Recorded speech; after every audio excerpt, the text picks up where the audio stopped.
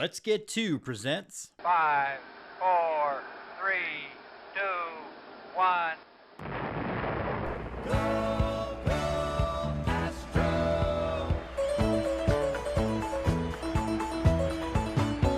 Here come the Astros, burning with desire. Here come the Astros, breathing orange fire. Here come the Astros, with winning on their mind. Here come the Astros, number one every time. Go, go, Astros. We want Houston! We want Houston! Alvarez hits a high drive, center field. Veer leans back. This game is turned upside down. And the pitch is lifted to right by Castellanos. Long run for Tucker over toward the line and foul territory. Makes the catch, and the Houston Astros do it again. 2022 World Series champions. And now, Go Astros. Astros baseball from three guys who've been there since Art Howe had hair. Gentlemen, you know what happens this week? No, not the Final Four, not more XFL football, not whatever it is we've been doing, not even more spring training. Baseball starts this week. Opening day is Thursday. We have made it to the end of winter, which is ended and will never come back. Never.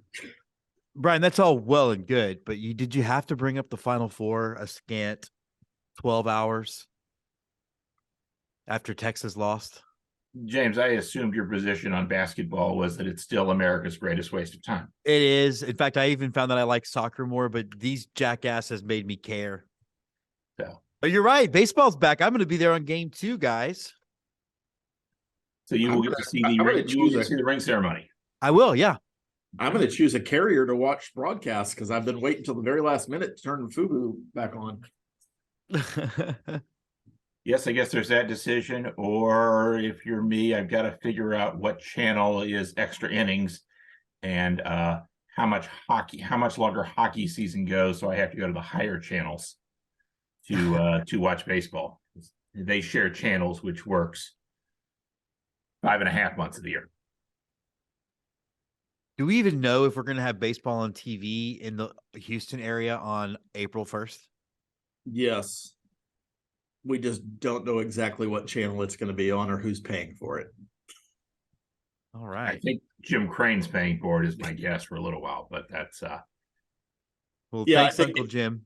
Yeah, I think we're actually covering that for just a second. The current belief, and nothing has been officially reported, is that if you are used to watching AT&T Sports Southwest, you will continue to tune into that channel for the foreseeable future because they are in the dreaded in negotiations phase.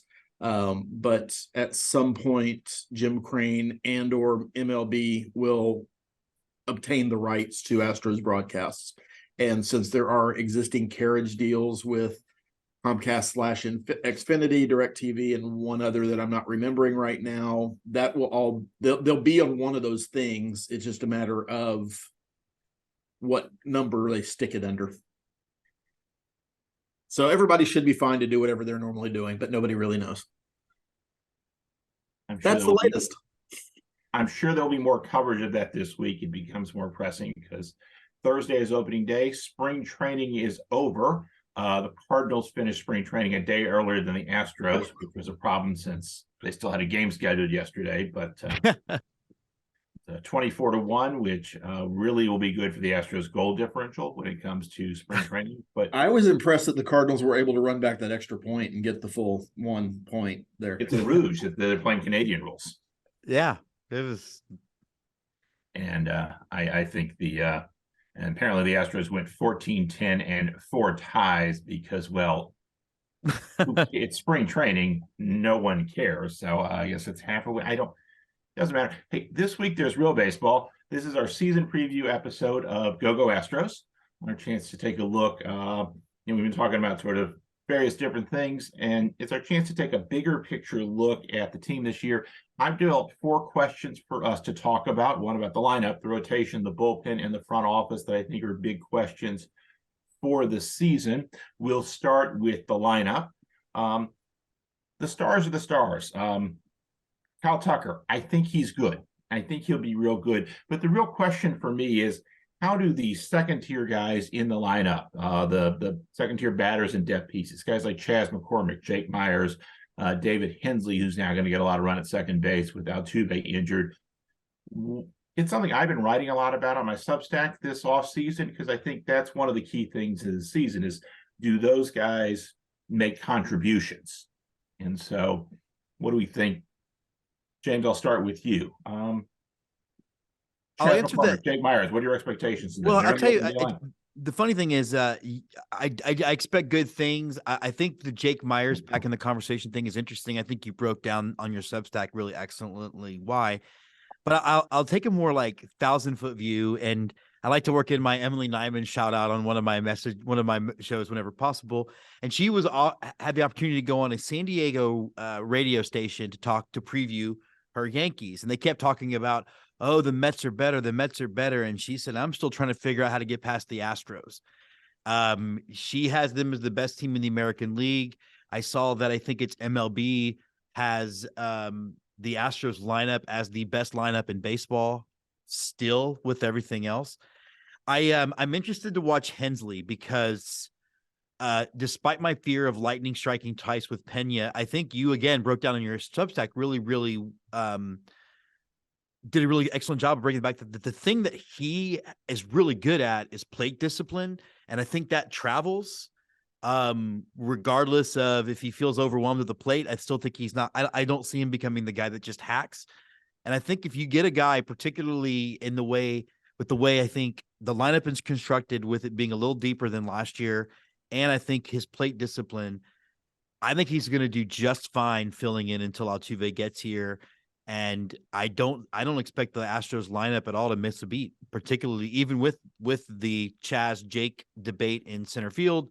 And apparently Yanier Diaz can play some left, is what I've read. So yeah, I think he can stand in left. It's a very small left field in Minute Maid Park, so that does help. I did see one of the fans of our show saying, well, theoretically anybody with a glove can play anywhere. It just depends by definition, you could play left. Just how well? So you're telling me there's a chance? I'm kind of of the same mind as far as I know the big one's going to be Hensley. The only stat I'm going to care about for David Hensley offensively, because that's where we tend to get back to, is on base percentage. He's on base percentage at 360, 370. He's doing what he needs to do. And that anything else he provides above that is gravy. What we really need is somebody who can play second base at a high level defensively. When you're losing the shift, and this is one of my gripes with Twitter this week, you've got to have middle infielders who can field their positions. It's why Jurickson Profar was not really an option for the Astros unless you wanted another left fielder DH type. We've got a few of those. You've got to have that is why Mauricio Dubon exists. You can like him, you can hate him, you can think he can't hit his way out of a paper bag, but he can field shortstop and second base at an above average level. And that's why he's going to have a place on this roster, regardless of what's going on around him. You mean Tony Kemp? You don't want him playing shortstop? Well, he's played one game at shortstop, and I think it was only for one inning for the A's 2 years ago. That's his entire breadth and experience at shortstop. I don't even think he played at Vanderbilt at second base, or shortstop, excuse me. A couple of the other guys, I still don't know what to make of Jake Myers. I assume he has a roster spot just because of the uncertainty with Michael Brantley and how healthy Alvarez really is and some other things. Justin Durden's the one we're all looking at right now. That's another bench guy that is expected to potentially make the roster and make a contribution. For me, I just can't put a lot of stock in spring training stats. He's had an incredible spring training. Yeah. But baseball history is littered with guys that have incredible spring trainings and you don't hear from them ever again. I hope he's not that, but he's not on the 40-man roster. Not that that's a barrier to getting on the major league roster because you can make that work, but I just don't know. I don't know what else he could show in spring training, but I don't know how much he's shown in his minor league career up to this point to say spring training was a good precursor for what we expect at the major league level, because you're hitting against a bunch of guys who are proverbially going to be bagging groceries next week. Particularly a spring training where X amount of talent was playing in the World Baseball Classic. So in many ways, it was a diminished, a more watered down spring training. I think the other interesting question is Corey Lee versus Yainer Diaz. If it's me and I'm building the team, it's Corey Lee because he can play defensive behind the plate. I still think that's an more important consideration than how many home runs he could potentially hit. And I know Diaz hit a grand slam yesterday, and Twitter just wet their panties collectively. But I don't know what his role is because, again, we have lots of left fielder DH types. Yeah, broadly speaking, this is a list of internal players, none of which were drafted high, all of which have had really good, people like Dearden had a really good year in AA last year. And he was an unsigned free agent in 2020. That was the year of the only 5-round draft. So I don't know where he'd have gone, but he wasn't in the top, however many players that is, 150 or so coming out that year. Hensley's a 26th-round draft pick. Yainer is someone who has developed within the Astros system, was a pickup in the Phil Maton Miles Straw trade. And Mauricio Dubon, that is Nico Goodrum and Robel Garcia's roster spot. Mm-hmm. And I'll say this about Mauricio Dubon. He has a major league skill, which is he can play excellent defense at 3 up the middle positions, which I'm fine with him as the 13th man on the roster. And that's an improvement they made, a slight one last year. Plus, didn't he hit in San Francisco? Like he hit, it's not like he doesn't have a history of not hitting. Yeah, he hit better than he did in Houston. Right. It is a mystery.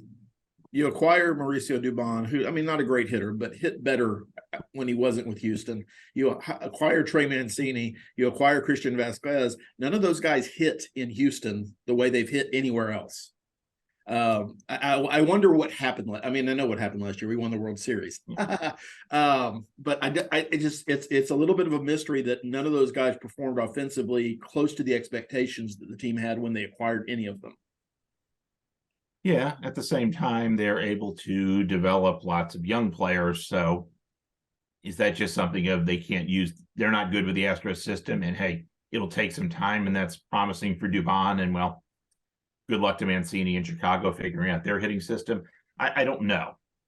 That's because it doesn't feel like that's a broader issue across the organization. It just seems to be this couple set of guys here.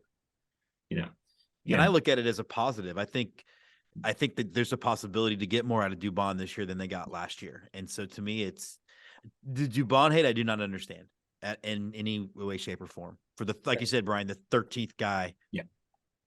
Well, while we're still on the roster, one of the interesting things to me that we don't know yet, because we don't really know how Dana Brown operates, and we don't know what kind of outsized influence Dusty is going to have on Dana Brown or vice versa.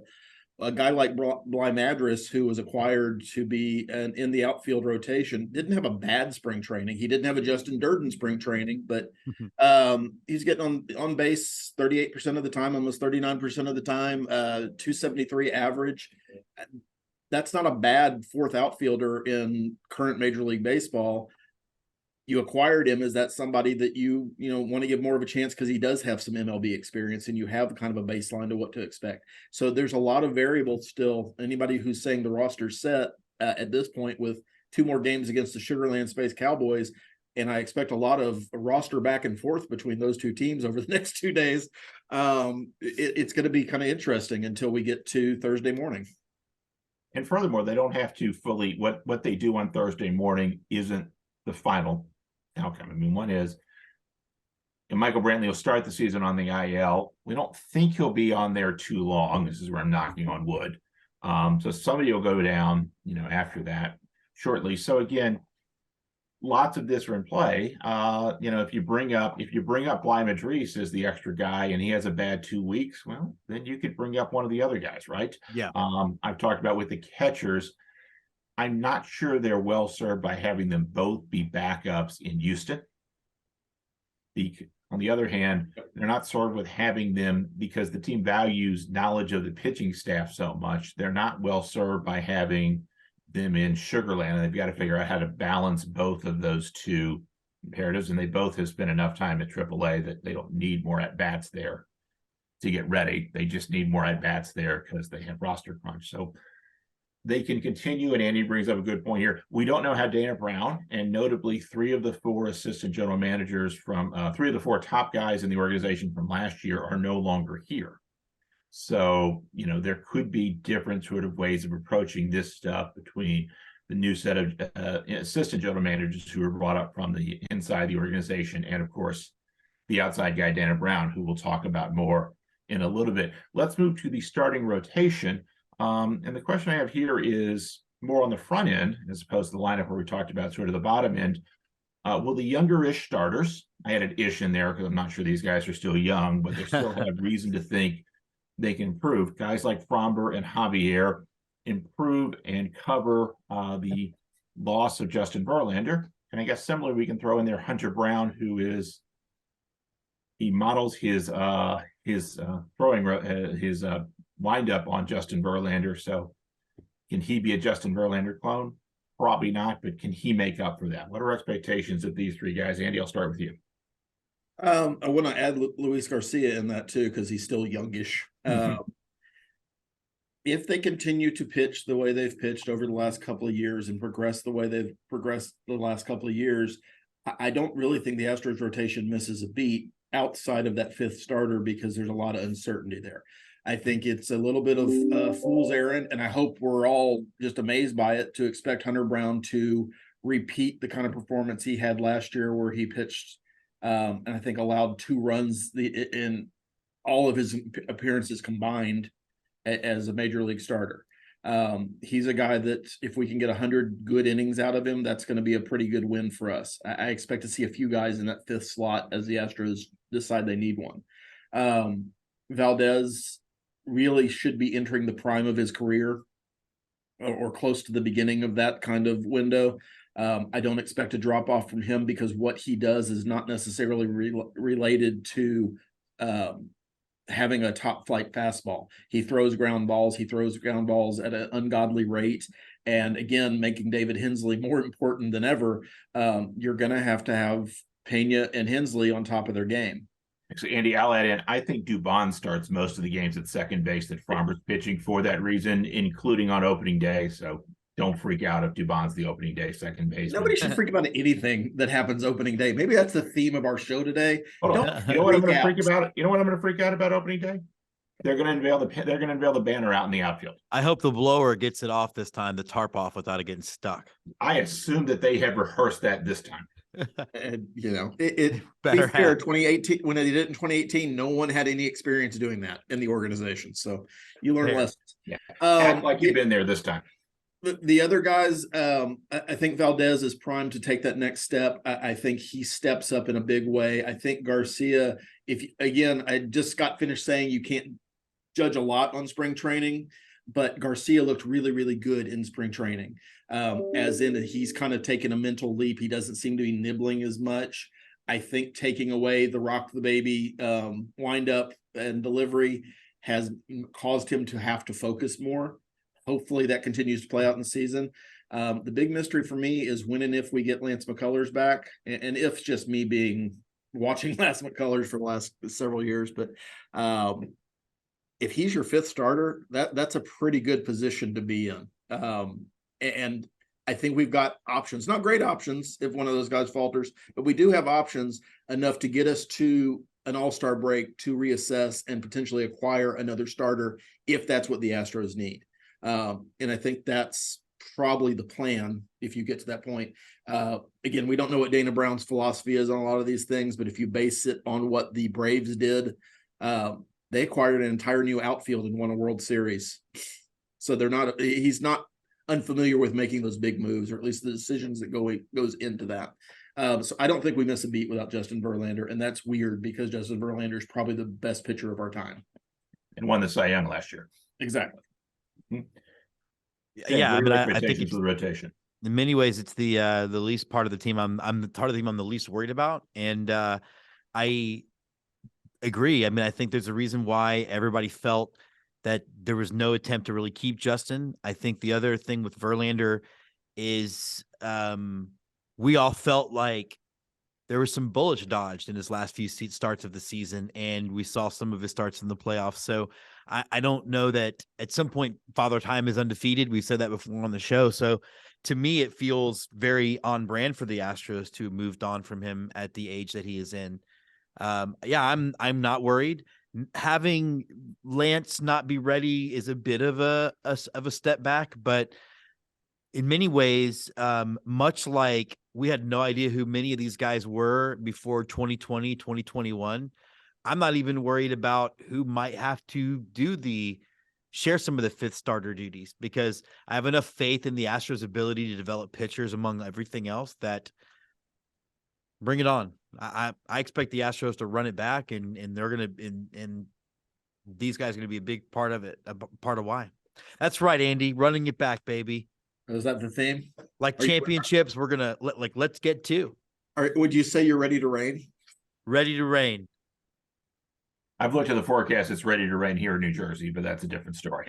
Yeah, I mean, the thing I'm thinking about the rotation, right, is that we haven't talked about Christian Javier. Christian Javier is a guy who's kept improving in the major leagues.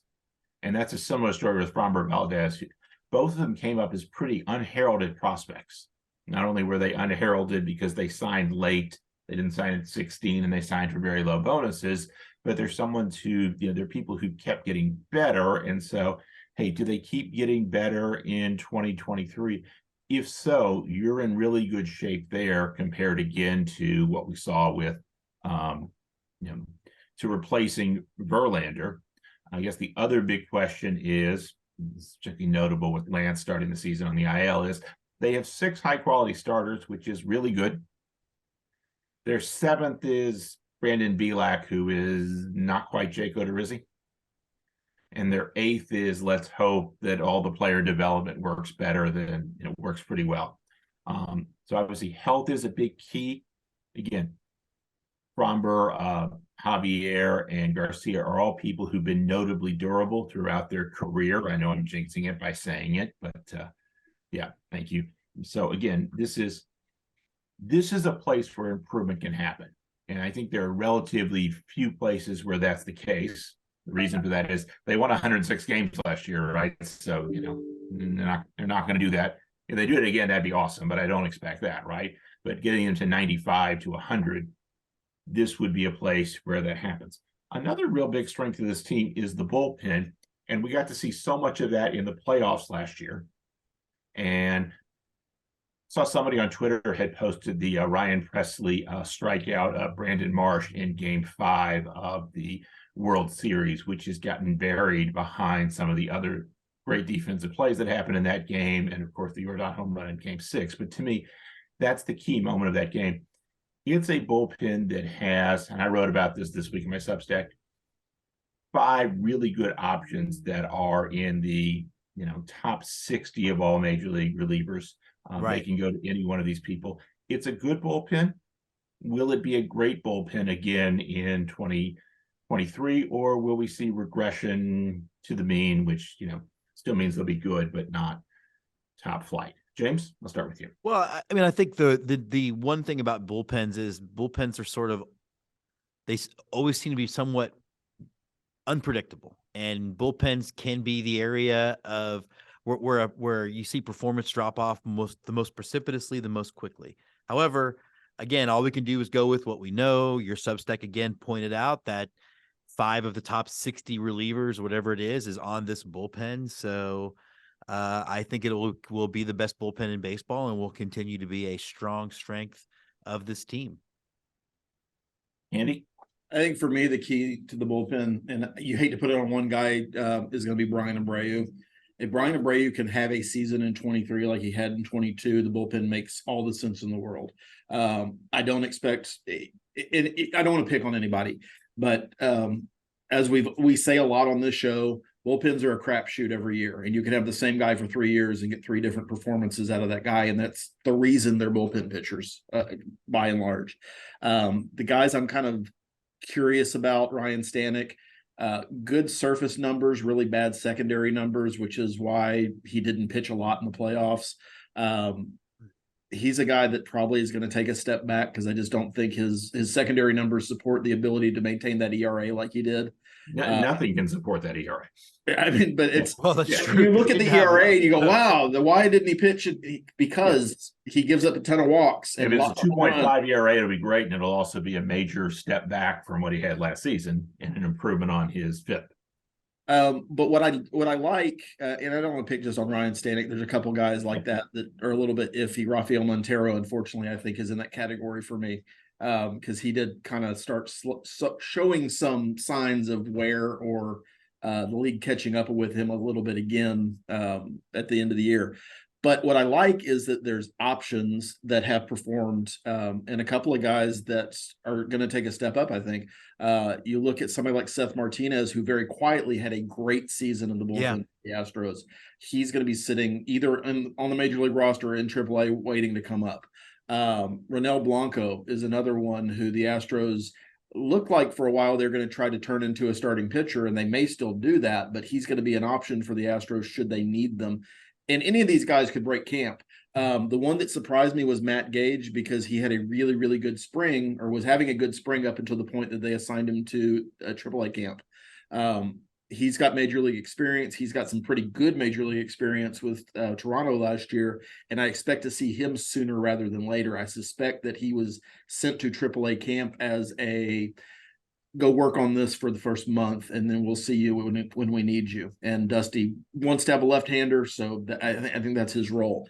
But you've got other guys that you can potentially look at, and you look at somebody like Hector Neris, you look at somebody like even Forrest Whitley, that you might see pitching meaningful innings for the Astros, who have, with Hector Neris's case, has a track record of being successful in the major leagues in both the National League and the American League.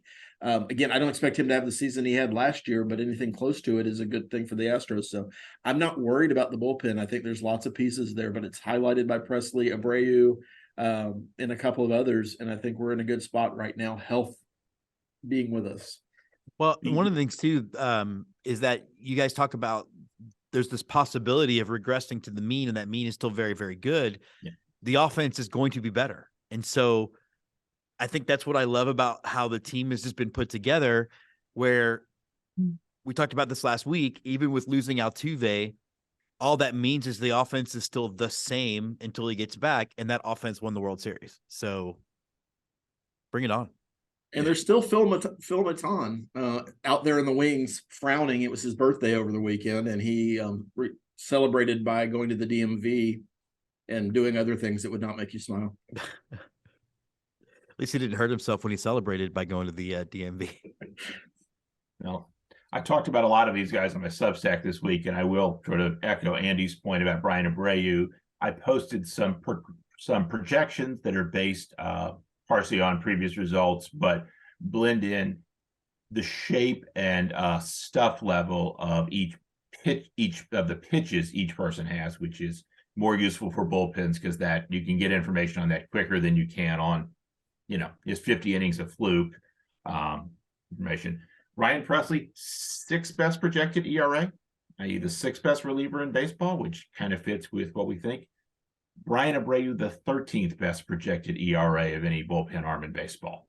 And his breakout last year really solidified the bullpen from, we were really worried about it in 2021 and had to make additions there to, hey, we have figured out this really good bullpen.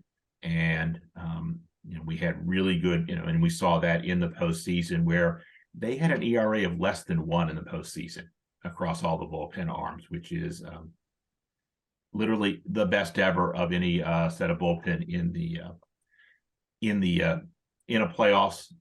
And so, hey, that's why we won the World Series, which, hey, was kind of cool. And again, they'll get to honor that this weekend. I have one question about the front office here. I think it's a less involved question than the others because I don't know the answer other than I wanted to raise it, which is one sort of thing that's been implicit in the hiring of Dana Brown and in some of the things that have been talked about by people like Jeff Bagwell, who are, important to Jim Crane and very, much present in the coverage of spring training is, can they improve the farm system? The farm system's down for a couple reasons. One is guys like Jeremy Pena aren't prospects anymore. They're major league stars. Two, they didn't have first-round draft picks in 2020 or 2021. They're going to have those. They had again last year and will again this year.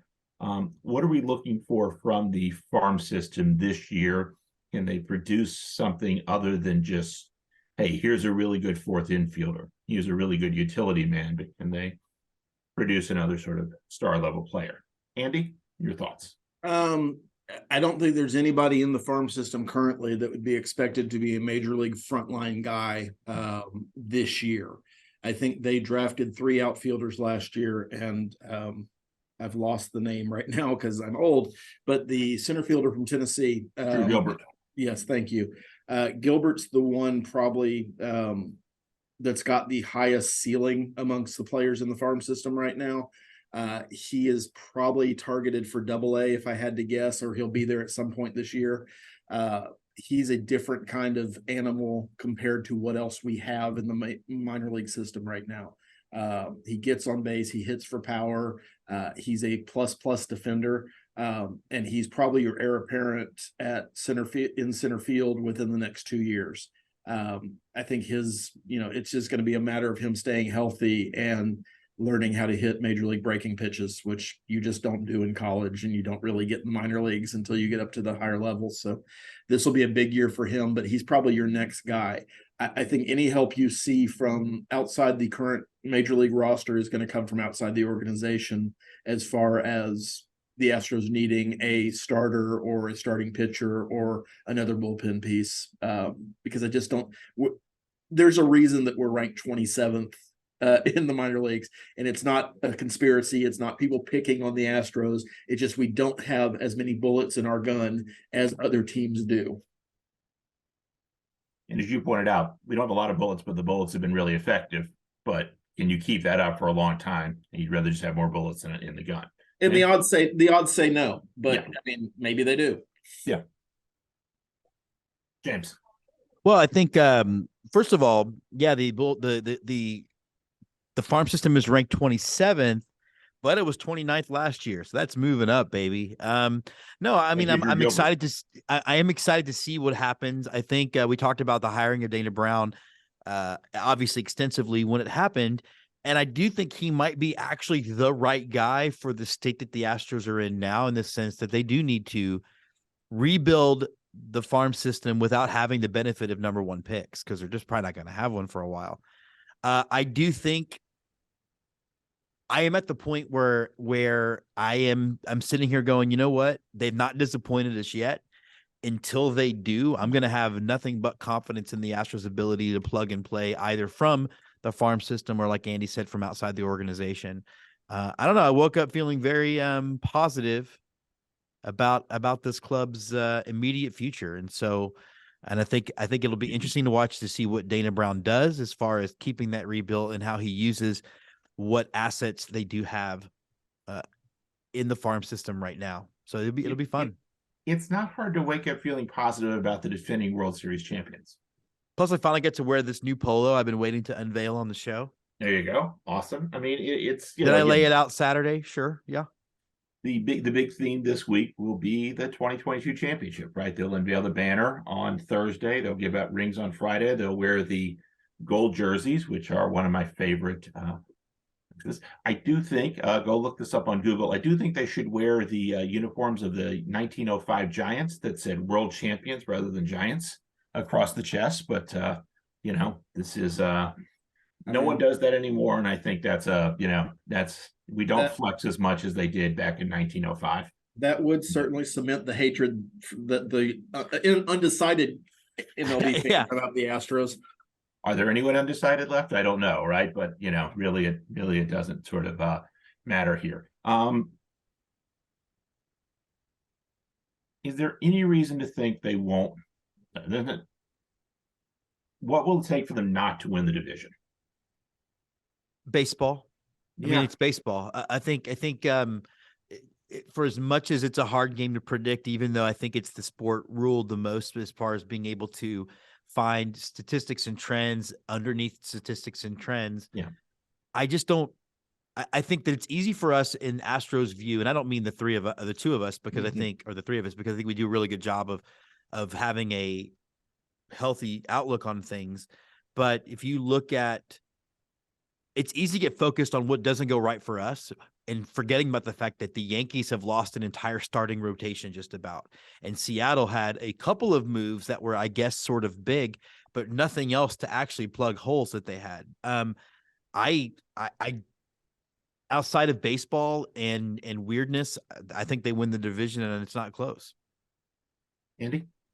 I've seen a number of predictions, and mostly just follow Astros fans these days, that Astros are going to win the division, but it's only going to be like a two game division lead over the Mariners, and the Angels are going to be competitive. And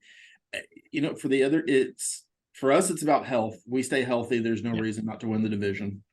It would take a lot of players having their worst years. Kind of like winning a World Series means you've got players having their best years, and maybe the Marwin Gonzalez year where you never repeat that kind of performance again. It would take a lot of Astros players having really, really bad years for us to fall down to the pack where it's less than a 5-game win for the division. The Mariners are going to be better. I think they've made some solid moves. I think some of it was shuffling chairs on the deck of the Titanic a little bit, though. You get rid of one outfielder who you don't like because he doesn't pay attention, and then you get another one from the Toronto who also doesn't pay attention, and that's why Toronto was willing to part with him. And we can get into that in a different show, but I don't know that. I think the Mariners are going to improve because their pitching is going to improve, but I just don't know. They've got a bigger gap to overcome than I think a lot of teams do, and then I think the rest of the division is just crappy.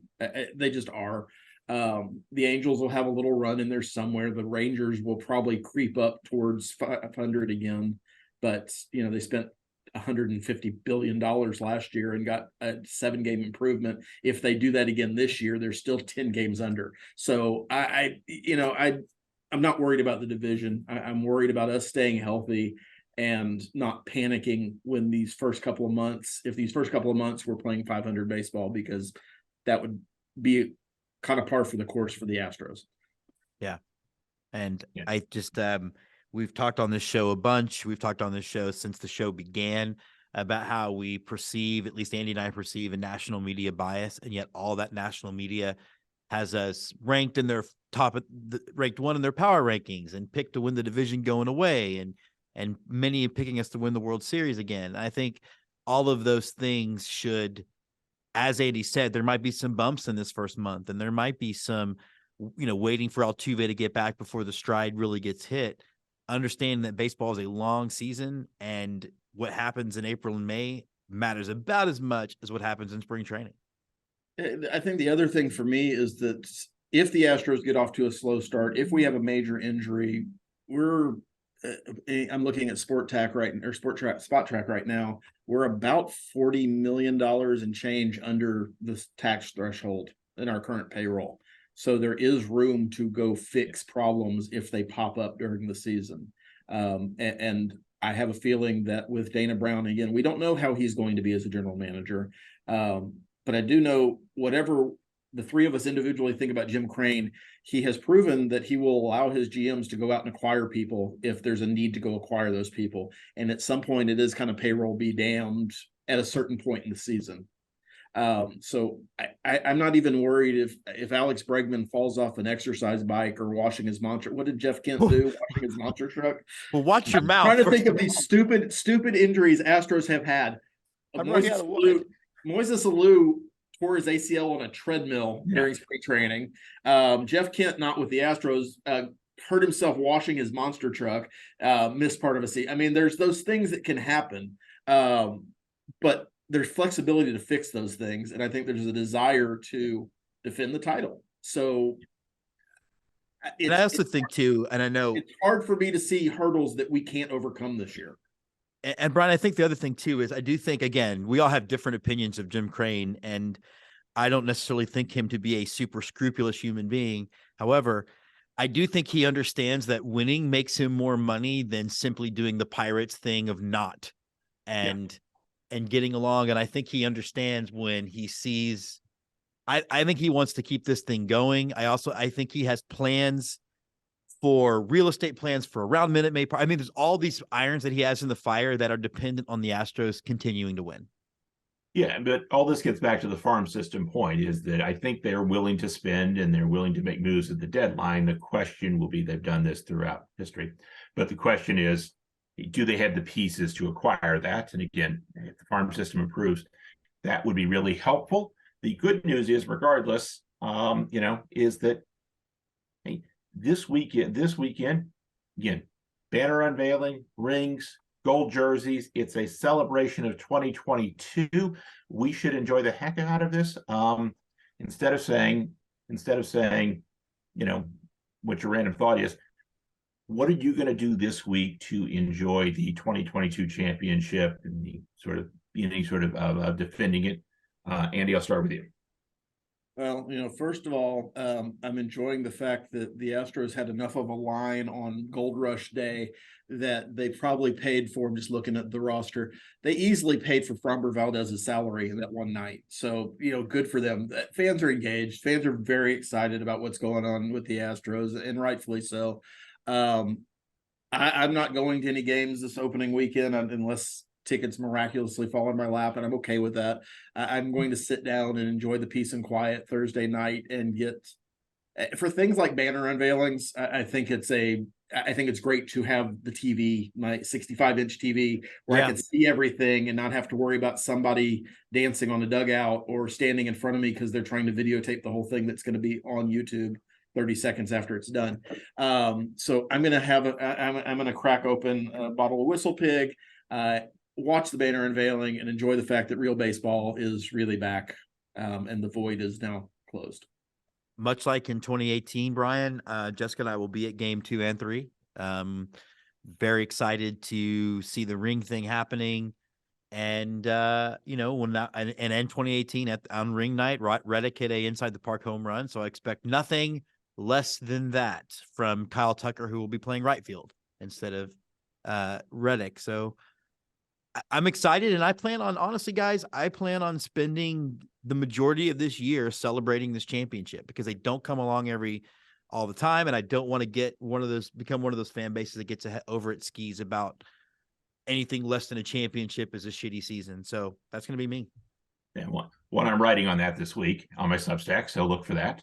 And two, my nerdy thing that I will enjoy. So if you go to Baseball Reference, in the top page, at the top is a list of all the different things you can click on and go to, and one is scores from yesterday's game, and it has a number. It has a number highlighted in red that is of the number of games from the previous day, and since November 5th, that has said 1. So on Thursday morning, I'm going to take a good, joyous, and happy look at the 1 that's sitting there on Baseball Reference, because all winter it has been there. Every time I go to Baseball Reference, and I go to Baseball Reference a lot, every time I go there has been 1, and I know what that 1 means. It's the score of Game 6 of the World Series, in which Framber Valdez shoved, and Jordan turned the game upside down, and the Astros won. Go Astros.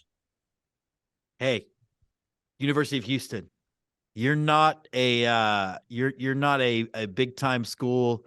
You are not a what's that word we use, Andy, about we were debating whether Texas really is one. Blue blood? A blue blood. You're not a blue blood in anything. Calm down. Go Astros. Nothing funny today. Happy that the season is on the precipice. If you haven't already, take a minute to watch the Reggie documentary on Prime Video. If you're an Astros fan, enjoy the fact that the first 15 minutes he's wearing Astros gear, and the last 15 minutes he really explains why he's with the Astros organization, and not just the soundbite that got out in the New York media. It's worth your time. Go Astros. An exciting week of grading papers. So you know what I really enjoyed this week? Baseball. Go Astros.